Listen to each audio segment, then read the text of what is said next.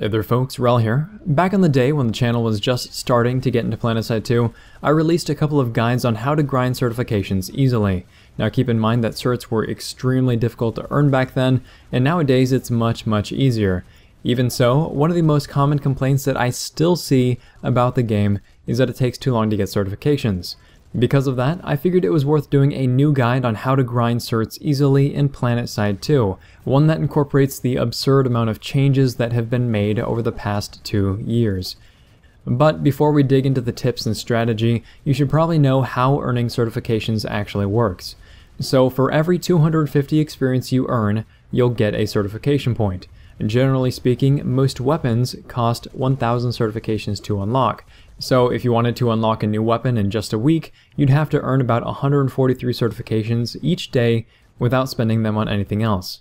The easiest way to grind out certifications is just to have a membership, which is 50% experience boost, then you tack on a heroic boost or something similar, which adds another 50% experience additive, and then you find a good farming spot and you grind out clueless infantry on a double experience weekend. Now chances are that if you're watching this, you're not that great at killing things, or you honestly would be struggling with certifications in the first place.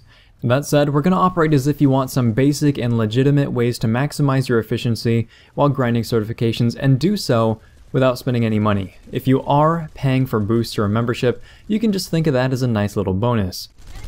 So each time you log in for the day, your first 5 ribbons will provide you with double the amount of experience. You can see how many bonus ribbons you have available by checking your profile at the top right hand corner. Ribbons themselves provide 250 experience apiece, so 1 certification point, or 2 with the ribbon bonus, and they're earned from doing a certain amount of a specific task.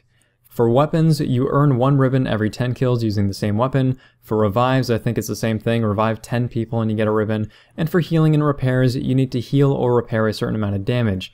There are a whole bunch of different types of ribbons, and they're generally something that you keep in the back of your mind as you move through the rest of the game. However, a couple of the easiest ribbons to earn are your AMS support ribbons, which is when you have a deployed sunderer on the field and players are spawning into it, and resupply ribbons, which is when you're playing the engineer class and you're providing ammo to allies. I mentioned these 2 ribbons specifically, not just because they're easy to get from a number standpoint, but also because the actions required to obtain them happen in the background without an active effort from you, and you're earning experience in the process. Example being, each time you resupply ammo to an ally, you gain experience for that. Each time an ally spawns into your sunderer, you gain experience from that as well. So experience on top of experience, that's where the efficiency comes in. 5 daily ribbons are just bonuses on top of the standard ribbon experience, but earning ribbons themselves are unlimited.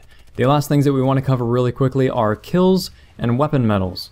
For weapon medals, when you reach a certain amount of kills with a specific weapon, you'll also gain some certification points. Here's a quick list to show you how it works.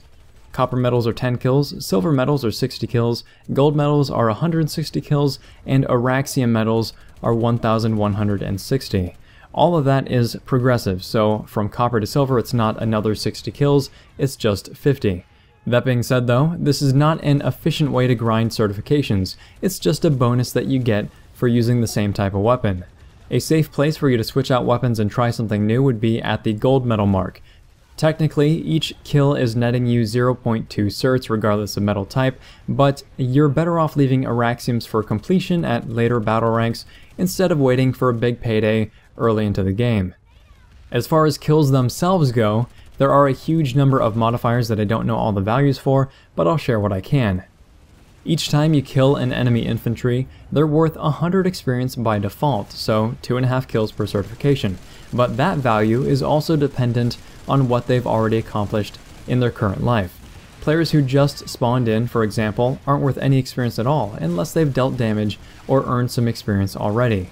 Players who have earned a lot of experience in their current life, however, are worth more experience themselves. For example, a high threat target is a bonus 150 experience, while an extreme menace target is worth an extra 300. The problem with these bonuses is that it's basically a jackpot with what you come out with, unless you're able to recognize a skilled player on your server and then you kill them. If that's the case, the odds of you getting more experience go up, but again, we're not focusing on player kills here. Vehicles, on the other hand, are worth an absurd amount of experience. Sunderers, main battle tanks, and liberators, for example, are worth 500 experience a pop. ESF, Galaxies, and Lightnings are worth 400.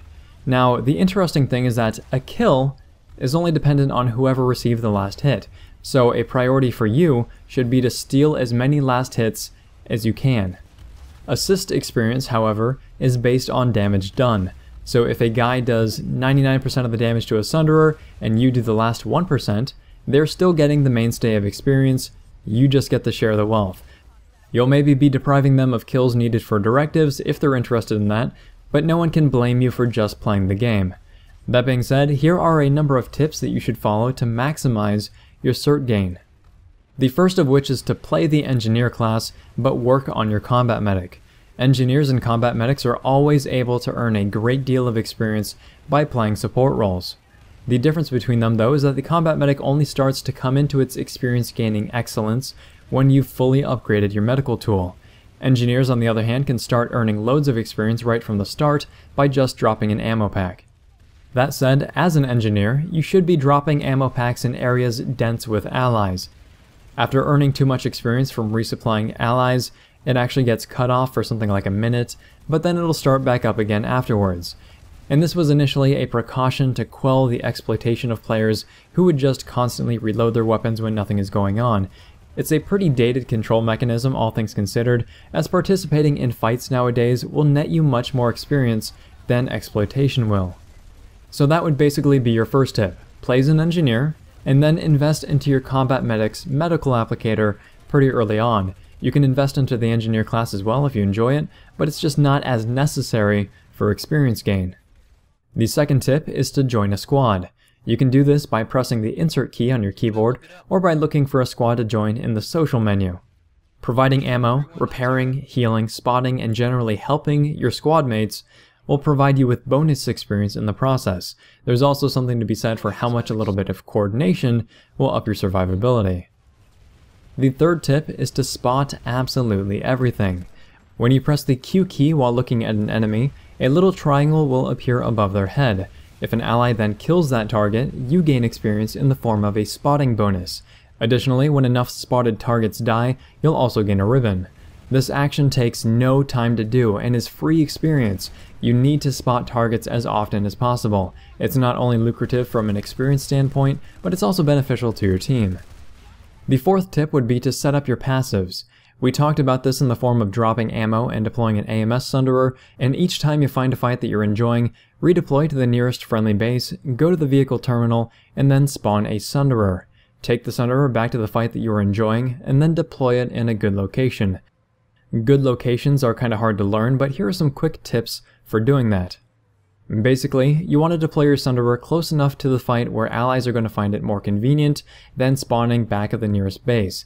Yet, you also want to have your Sunderer far enough away from the fight that it's difficult for your enemies to get to. Finding this balance is hard, but it's a safe way to rake in experience, especially if a fight starts to go south. Even if there are allied Sunderers deployed closer to a fight than yours is, eventually those Sunderers may get destroyed, which means that your Sunderer, even though it's further back, is still providing the only foothold your allies have left in the area. Long story short, allied Sunderers die, you get more experience and ribbons. The fifth tip, just to reiterate this from earlier, is to steal kills. There's only an ethical conflict here, and ultimately it's a team game, so a kill is a kill. Equipping your default enhanced targeting implant will make you very proficient at finding weakened targets, because you'll be able to see the enemy's remaining health. If you'd like a review on that implant or want to know more about implants in general, I've linked a couple of videos in the video description for you. Speaking of stealing kills, if you see an enemy ESF, shoot at it.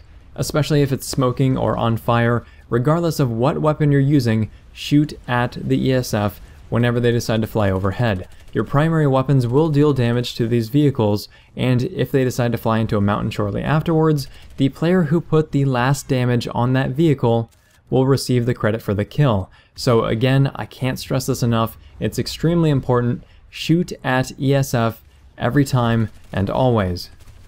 Another tip would be to gun for vehicles whenever possible. Vehicles are a great way to earn certification points because, provided you have a good driver, you'll be able to stay alive for a long time and help one another earn experience. As a gunner in a vehicle, when the pilot or other gunners score kills, you gain experience as well. Likewise, if you score a kill, allies within that vehicle are rewarded too. So if you see a vehicle without players in the gunner seat, try to jump on board and help out. Sometimes players can be a little bit stingy and they'll kick you out of their vehicle, or they'll be saving that spot for a squad mate, and if that's the case, then you just move on and you do something else. But man the gunner seat whenever you can, learn the weapons, and then fire at whatever you think you can kill. If you're assaulting or even defending a base, stand on the capture point whenever it makes sense. Capture points give you multiple pings of experience when they change hands, so if you're the first onto a capture point and you can stay there until it flips, you'll receive a lot of experience over a very short amount of time. Likewise, standing guard on a capture point will provide you with some bonus experience every 20 or 30 seconds or so, as long as there are enough enemies contesting the base. So long as you see the colored bar at the top of your HUD, you'll know that you're within range to gain that bonus experience. Additionally, you get bonus experience for killing enemies who are also on the point trying to take it from you, and again, this is just something to keep in the back of your mind as you try to maximize your efficiency. The last tip that I want to leave off on is to pay attention to the fight.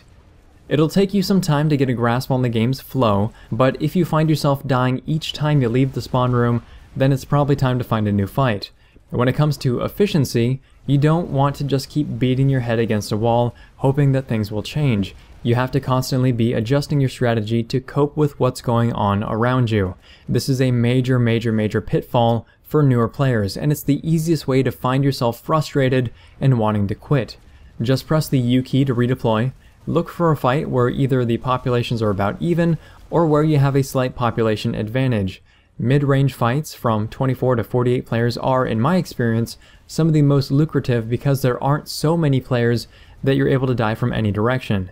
More breathing room means an easier time figuring out the situation and learning how to react appropriately. But that is it for this brief guide on how to grind certifications easily in PlanetSide 2. I know I didn't talk about a couple of things like jumping base captures at the last moment, or alerts, or population imbalances, but if this video has been interesting, helpful, or entertaining, please feel free to like, subscribe, tell your friends about the channel. And if these tips help you out in some way, or if you have some advice that you'd like to share to help others rake in the certs, then you can do that in the comments section down below. Thanks very much, folks. Wrel signing off.